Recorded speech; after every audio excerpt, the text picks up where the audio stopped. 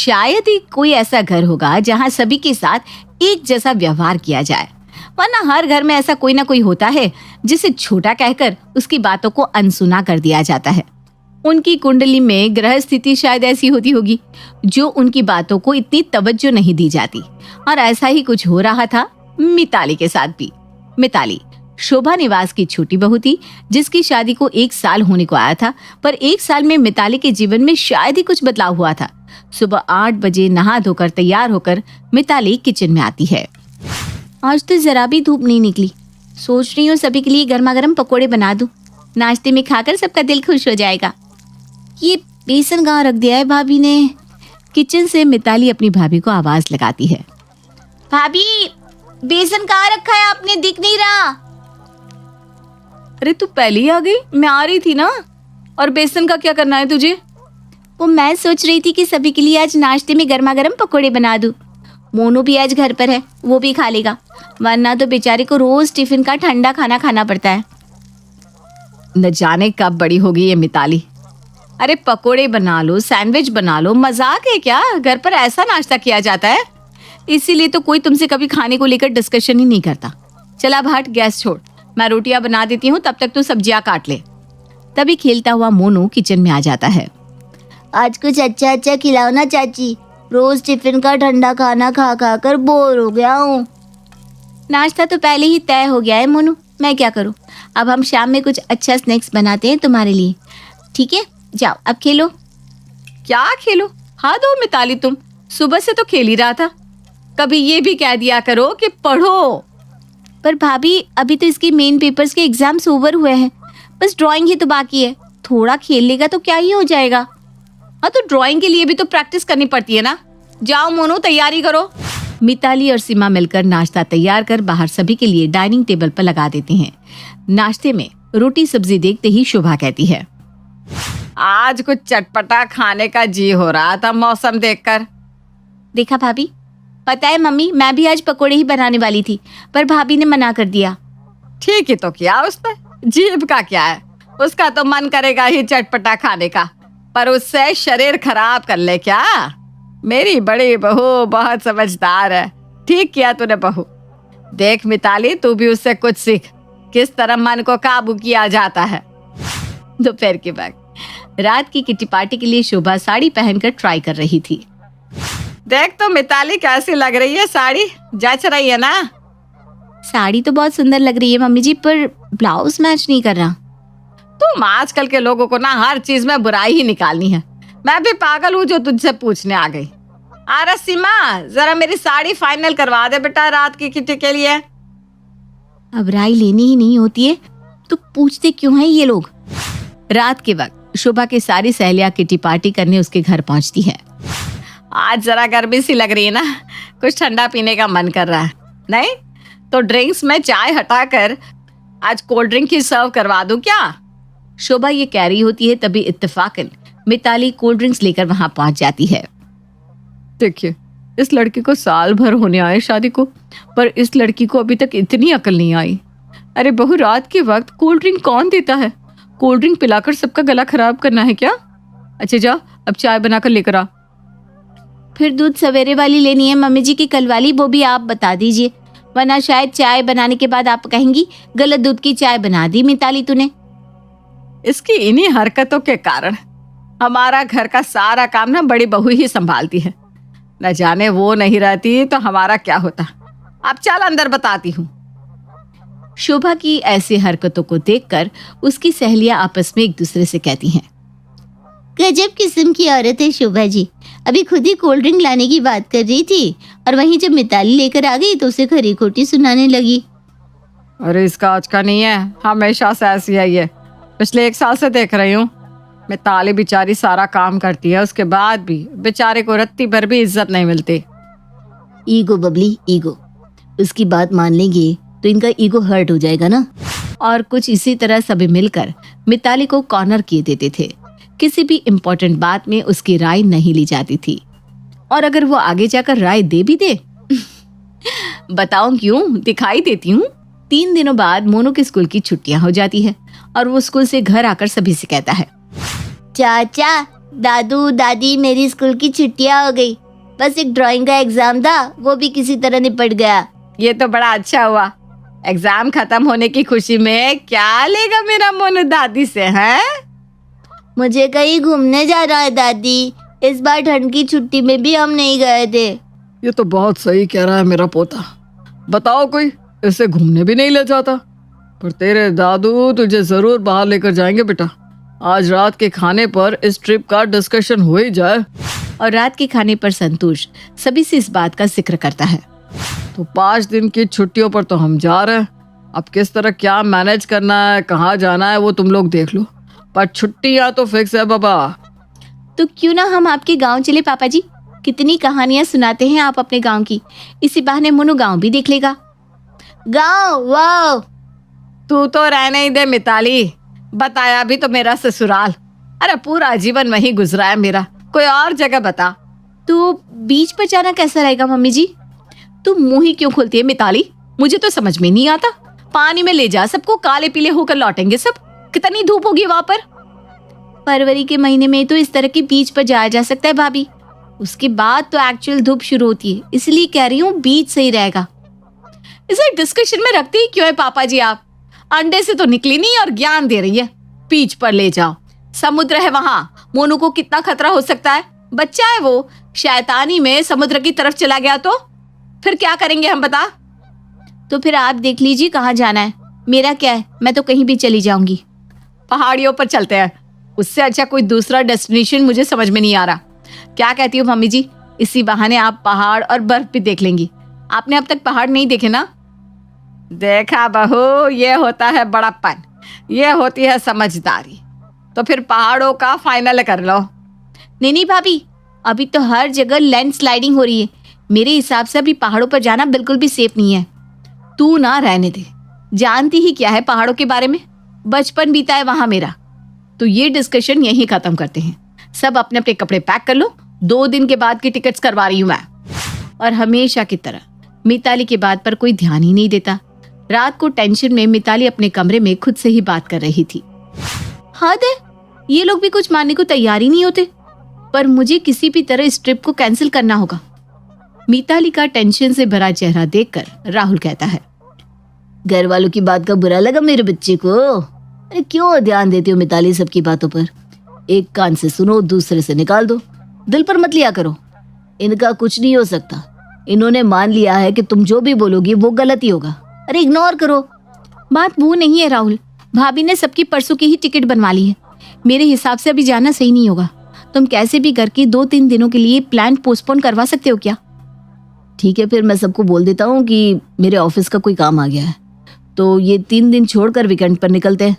अब तक खुश है ना मेरा बच्चा? मुस्कुरा देना। राहुल 2-3 दिनों के लिए ट्रिप पोस्टपोन करवा देता है और 3 दिन बाद सभी अपना सामान लेकर निकलने को तैयार हो जाते हैं। अरे दादी, तुम तो सुबह 6 बजे से ही तैयार होकर बैठी हो। ट्रेन तो दोपहर 3 बजे की है, बहुत टाइम बाकी है। मेरा राजा बेटा बहुत बड़ा हो गया है, दादी को सिखाएगा। हैं? देखो बेटा, अभी 10 बज रहे हैं। फिर हम यहाँ से निकलेंगे, स्टेशन जाएंगे। स्टेशन जाने में भी तो वक्त लगेगा। और मानो कि ट्रेन जल्दी आ गई तो? अरे शोभा जी रुक जाइए, कुछ देर में चलते हैं। थोड़ी देर देख लेते हैं टीवी में न्यूज़ क्या आ रही है। अरे ये तो वही बस है ना जिसमें बहू ने हमारी टिकट करवाई थी। और कल फिर दर्ज हुई लैंडस्लाइडिंग की रिपोर्ट। पहाड़ों पर यात्रियों को सैर करवाने वाली बस हुई लैंडस्लाइडिंग का शिकार। तेज बर्फबारी के कारण सड़कें हुई जाम। मौसम विभाग ने दी जानकारी। टीवी देख रहे दर्शकों से गुजारिश है, जितना हो सके लैंडस्लाइडिंग प्रोन एरिया पर जाना करे अवॉइड। जिंदगी रही तो छुट्टियां भी मन जाएगी। तुमने हम सबकी जान बचा ली मिताली। मम्मी, इसी बस में तो हम पहाड़ों में घूमने वाले थे। अगर हम इस बस में होते तो न जाने क्या होता। वो तो अच्छा है कि मिताली ने मुझे झूठ बोलने को कहा और मैंने ऑफिस का बहाना बनाकर ट्रिप की डेट पोस्टपोन करवा दी। आप ही कहती थी ना दादी कि नए जमाने के लोगों को कोई नॉलेज नहीं होती। देखिए, चाची के नॉलेज ने आज हम सबको बचा लिया। हाँ मम्मी, मिताली ठीक कह रही थी। अभी पहाड़ों पर जाना सेफ नहीं है, पर आप लोगों ने हमेशा की तरह उसकी बातों को इग्नोर किया। कभी कभी अंडे से ना निकला चूजा भी हमें बहुत कुछ सिखा जाता है। क्यों भाभी? तो अब से सब मिताली की बात को ध्यान से सुनेंगे। तो गांव चलते हैं फिर। इस वाक्य के बाद कभी भी कोई मिताली की बात को इग्नोर नहीं करता। ये कहानी है पल्लवी की। पल्लवी घर में एक खत रखकर बैग उठाकर भाग रही होती है। बाहर उसका बॉयफ्रेंड अमीश खड़ा होता है। अगले दिन, माँ मैं अमीश के साथ जा रही हूँ। मुझे पता था शायद आप लोग इस रिश्ते को नहीं मानते, लेकिन मैं अमीश से बहुत प्यार करती हूँ और उसी के साथ अपना सारा जीवन देखती हूँ। हाय रे हाय, भाग गई पल्लवी उस रईसजादे के साथ। मैं जानता था वो मेरी बेटी को लेकर भाग गया है। पुलिस को फोन कर, जल्दी से पुलिस को। माँ हल्की सी मुस्कुराहट के साथ कहती है, अरे बस करो ना जी, चुप करो, क्या औरतों की तरह चिल्ला रहे हो। भागना तो था ही, हम मान भी जाते तो क्या अमीश के माँ बाप मानते? कभी नहीं। कहाँ वो इतने पैसे वाले और कहाँ हम फटे हाल। अरे लेकिन इसका मतलब ये तो नहीं कि मैं अपनी बेटी से दूर हो जाऊं। ज्यादा इमोशनल ना हो। पता है जिसके साथ भागी है वो कौन है? अरे शहर का शहर खरीद लेने की हिम्मत है उन लोगों में, और भाग कर कहीं झोपड़ी में नहीं बल्कि विदेश गई होगी तुम्हारी बेटी। अरे अब तो समझो हम लोगों के दिन भी बदलने वाले हैं। बस तैयार हो जाओ और चलो मेरे साथ। और हाँ, कुछ बोलना मत, बस चुपचाप रहना। मियाँ बीवी तैयार होकर अमीश के बंगले में जाते हैं, जहाँ गेट पर गार्ड उन्हें रोक लेता है। कहाँ घुसे चले जा रहे हो? दान देने का वक्त खत्म हो गया है, कल आना अब। अरे समधी समदन है हम लोग इस घर के, और हाँ अब दान लेने नहीं देने आए हैं। चलो खोलो दरवाजा। गार्ड डर कर दरवाजा खोल देता है। पल्लवी के मम्मी पापा अमीश के माता पिता के सामने आते हैं। ओह, गार्ड ने तुम लोगों को अंदर कैसे आना दिया? अरे जेल भेजूंगी तुम लोगों को मैं। तब पूछना कि गार्ड ने अंदर कैसे आने दिया। भले ही हम लोगों के पास पैसे कम है, लेकिन इज्जत समाज में कहीं ज्यादा है। अरे हमारी बेटी को लेकर आपका बेटा भाग गया है। बोलो, खुद चलोगे पुलिस स्टेशन या हम यहाँ बुलाए पुलिस को? क्या कर रही हो पल्लवी की माँ, कैसी बात कर रही हो?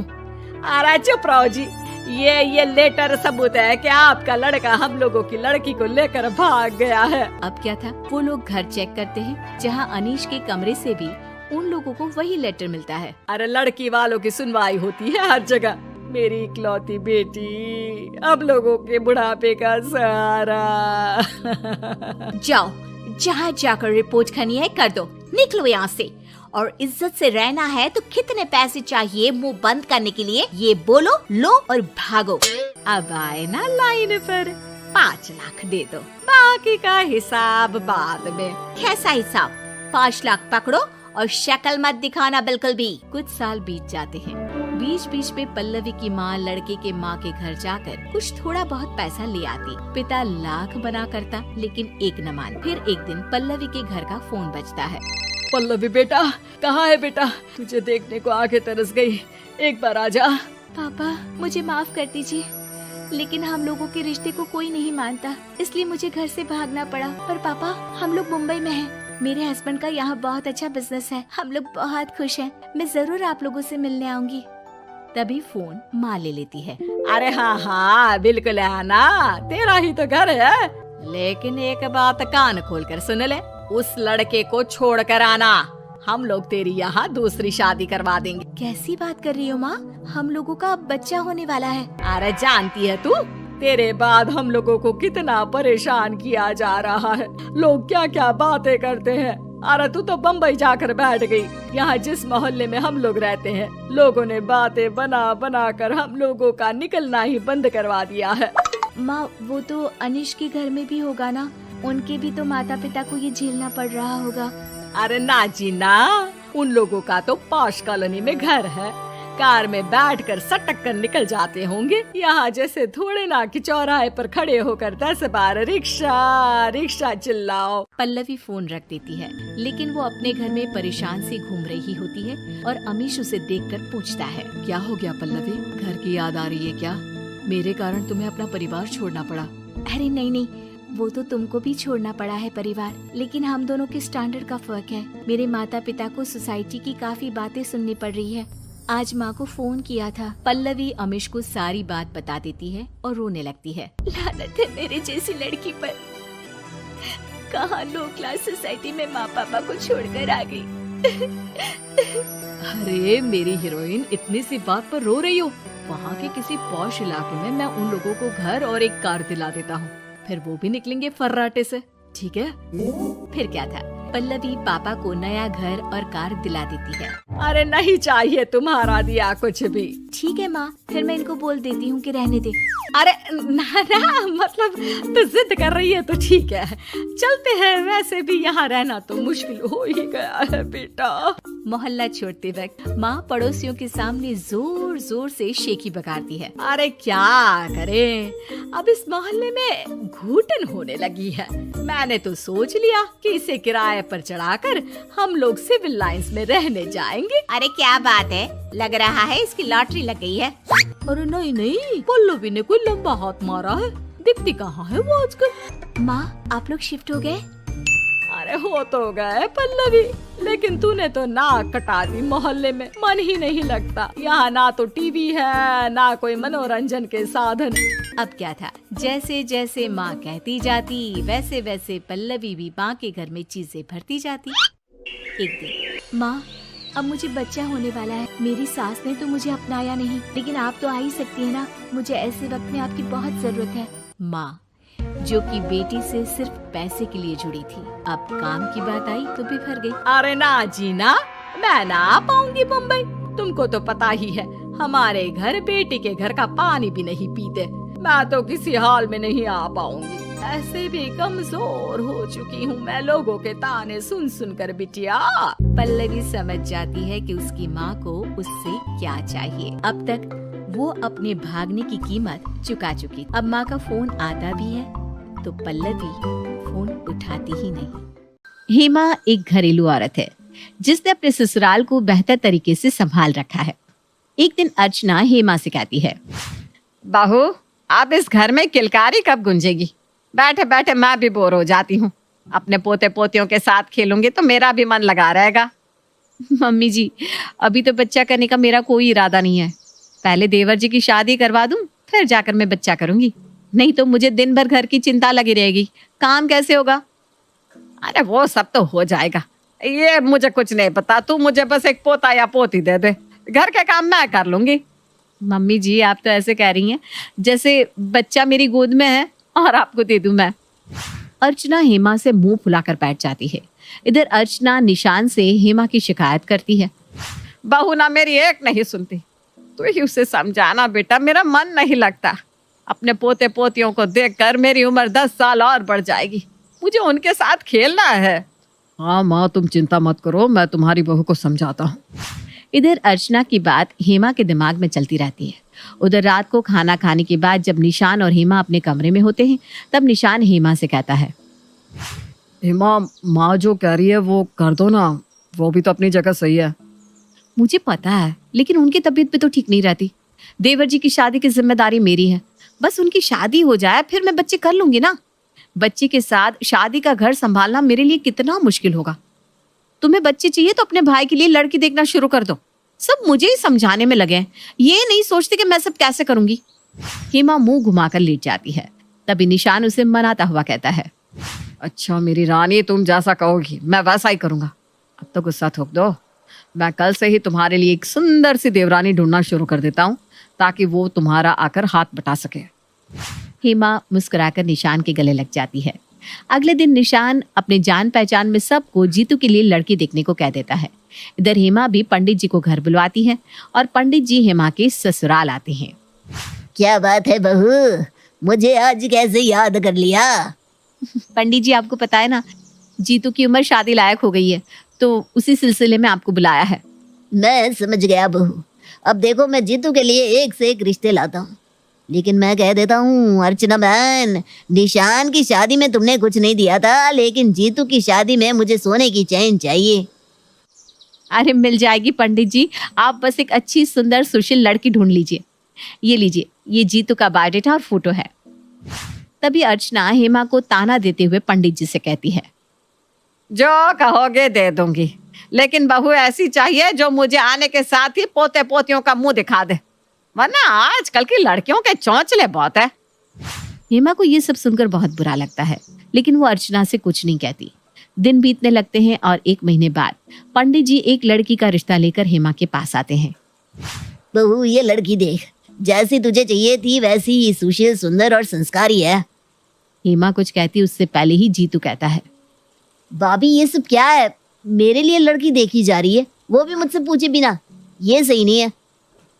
मैं किसी और को पसंद करता हूँ और उसी से शादी करूंगा। कम से कम मुझसे पूछ तो लेते। जब लड़की देखी हुई थी तो मेरा इतना वक्त बर्बाद क्यों किया? लड़की वालों को मैं क्या जवाब दूंगा? खाया पिया कुछ नहीं, गिलास थोड़ा बना ना। पंडित जी गुस्सा होकर चले जाते हैं। इधर जीतू गुस्से में किसी से बात नहीं करता। रात को सब खाने की मेज पर जब सब होते हैं तब अर्चना जीतू से कहती है, बेटा तू गुस्सा क्यों कर रहा है? कर लेना जिससे शादी करनी है, हमें कोई प्रॉब्लम नहीं है। लेकिन तुझे पहले ही बता देना चाहिए था। बेचारी हेमा को कितनी दिक्कत हो गई। आप लोग बिना पूछे कुछ करेंगे तो क्या ही होगा? इतने में ही हेमा को उल्टियां होने लगती है और सबको पता चलता है कि हेमा माँ बनने वाली है। जीतू खुश होकर कहता है, देख लिया ना माँ, मेरी रजनी कितनी लकी है। उसके घर में आने की बात से ही घर में खुशियां आनी शुरू हो गई। देवर जी अब आप ही बता दो कब शादी करनी है? अभी क्या जल्दी है, झाड़े में कर लूंगा। रजनी आपकी डिलीवरी के वक्त आपके पास होगी बस। इस तरह दिन बीतने लगते हैं और 8 महीने बाद झाड़ा आ जाता है और रजनी जीतू की शादी हो जाती है। रजनी के घर आने से निशान हेमा से कहता है, अब तुम आराम करो बस। अगले महीने हमारा बच्चा इस दुनिया में आ जाएगा और माँ की इच्छा भी पूरी हो जाएगी। हाँ जी, वैसे रजनी तो अच्छी लग रही है लेकिन वो ऑफिस का भी काम करती है। वो मेरी डिलीवरी कैसे संभाल पाएगी? सोच रही हूँ कि अपनी बहन को बुला लूँ। अरे इसमें सोचना क्या है, मैं कल ही साली साहिबा को ले आता हूँ। अगले दिन रजनी की पहली रसोई होती है। निशान पूर्णिमा को लेने ससुराल चला जाता है। अर्चना रजनी से कहती है, बहू तुम नहा धोकर रसोई में नाश्ता बना लो, आज पहली रसोई है ना तुम्हारी। जी मम्मी जी। रजनी नाश्ता बनाती है। इतने में ही निशान पूर्णिमा को लेकर आता है।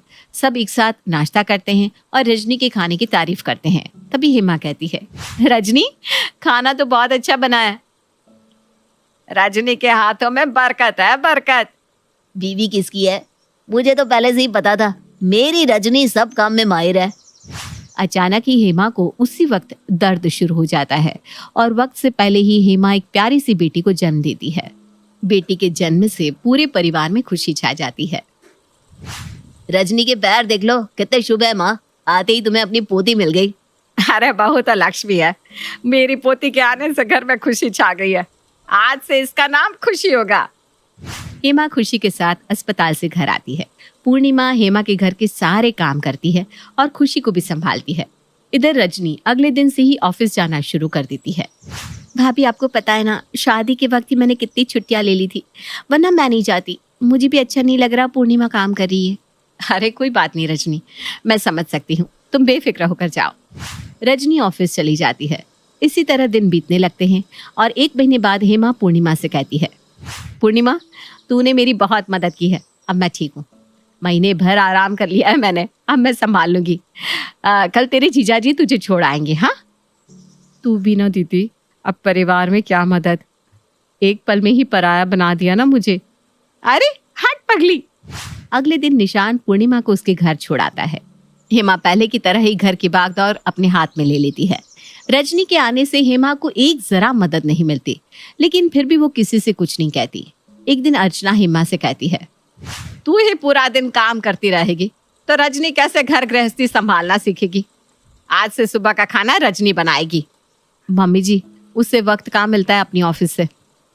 अरे तो तू ही घर के काम करती रहेगी क्या? मेरी आंख थोड़ी ना फूट गई है। तुझे भी तो आराम की जरूरत है। अभी अभी तो डिलीवरी से उठी है। रजनी मेरी छोटी बहन की तरह है, अभी उसे करने दो ना जो वो करना चाहती है। इसी तरह वक्त बीतने लगता है और ठीक साल भर बाद रजनी भी एक बेटी को जन्म देती है। बेटी के जन्म से निशान कहता है, माँ अब तो तुम खुश हो ना, अब तो तुम्हारे पास 2 पोतियां हो गई है। अब तो तुम्हारी उम्र 20 साल बढ़ जाएगी। हाँ हाँ बिल्कुल।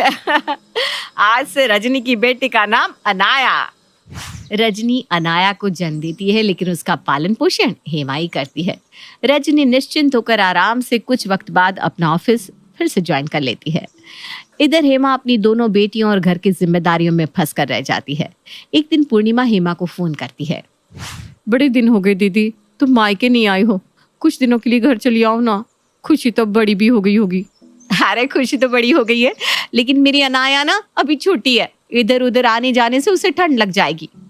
ये क्या बात हुई दीदी? अनाया की जिम्मेदारी तुम्हारी है क्या? उसकी माँ समझे। वो महारानी आराम से ऑफिस जाए, घूमे फिरे, और तुम उसके बच्चे संभालो। अरे ऐसा मत बोल पूर्णिमा। अनाया को मैं अपनी बेटी ही मानती हूँ। मेरी एक नहीं 2 बेटियां हैं। जब तक ये दोनों बड़ी नहीं हो जाती मैं कहीं नहीं जा सकती। देख लेना दीदी, एक दिन तू बहुत पछताएगी। ये रजनी बहुत तेज है, तुझसे सब काम करवा कर अपनी बेटी पर बाद में अपना हक जमा लेगी। अरे ऐसा कुछ नहीं होगा पगली। पूर्णिमा गुस्से में फोन काट देती है। हेमा खुशी से ज्यादा अनाया पर ध्यान देती। एक दिन खुशी हेमा से नाराज होकर बिना खाए निशान के पास जाकर बैठ जाती है। पापा, मम्मा मुझसे प्यार नहीं करती। जब देखो अनाया अनाया करती रहती है। मैं उनसे बात नहीं करूंगी। मुझे मम्मा ने चॉकलेट भी नहीं दी। मम्मा ने नहीं दी तो क्या हुआ, मैं दूंगा अपनी लाडो को चॉकलेट। निशान खुशी को बहुत सारी टॉफियां देता है। थोड़ी देर बाद हेमा अपने कमरे में आकर खुशी से कहती है, मुझसे नाराज है क्या मेरी गुड़िया? मुझे नहीं बात करनी आपसे। मैं पापा के पास ही सोऊंगी। हेमा बहुत देर तक खुशी को मनाती है, फिर उसे समझाते हुए कहती है, मेरी खुशी बहुत समझदार और बड़ी है। आप अनाया की बड़ी बहन हो ना, तो आपको उसका ध्यान रखना पड़ेगा ना। मेरी बच्ची मम्मा आपसे भी उतना ही प्यार करती है। मेरी खुशी तो बहुत तेज है कि नहीं? हाँ मम्मा, खुशी तेज है। इसी तरह दिन बीतने लगते हैं। हेमा अपनी दुनिया अपनी दोनों बेटियों में समेट लेती है। एक रोज अर्चना हेमा से कहती है, हेमा अब दोनों का दाखिला स्कूल में करवा दे, फिर तुझे भी थोड़ा वक्त अपने लिए मिल जाएगा। वैसे तुझे पहले ही खुशी को स्कूल में डाल देना चाहिए था। मम्मी जी, मैंने सोचा दोनों बहनों को एक साथ ही डालूंगी। वैसे दोनों को मैंने नर्सरी की सारी पढ़ाई घर पर ही करवा दी है। अब सीधा क्लास 1 में डाल दूंगी। 1 साल का ही तो अंतर है दोनों में। साथ रहेगी तो एक दूसरे का सहारा बनेगी। हेमा अगले दिन ही खुशी और अनाया का एडमिशन स्कूल में करवा देती है और दोनों को स्कूल भेजना शुरू कर देती है। खुशी जहां समझदार और होशियार है, वहीं अनाया बहुत चंचल और बदमाश। पहले दिन जब दोनों बेटियां स्कूल से घर आती है तो हेमा आते ही दोनों को गले लगा लेती है।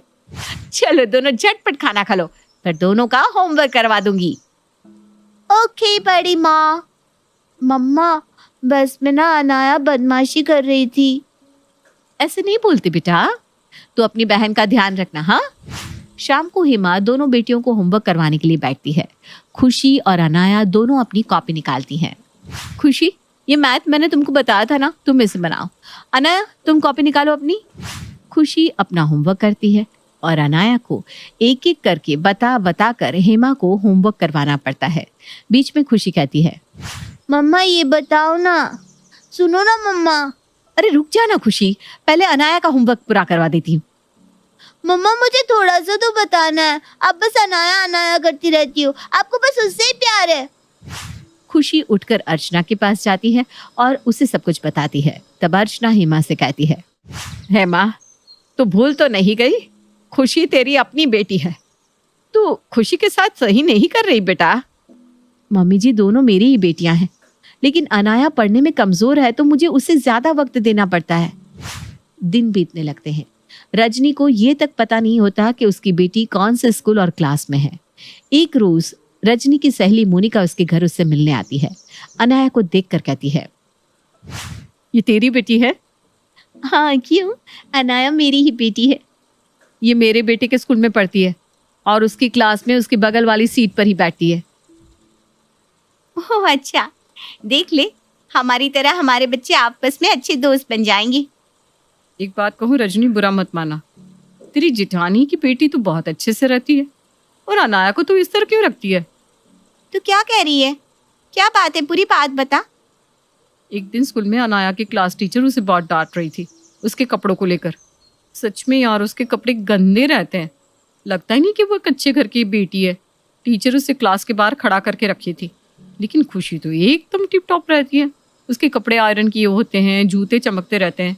दोनों बेटी एक ही घर की हैं, लेकिन दोनों में इतना भेदभाव, ये मुझे कुछ समझ भी नहीं आया।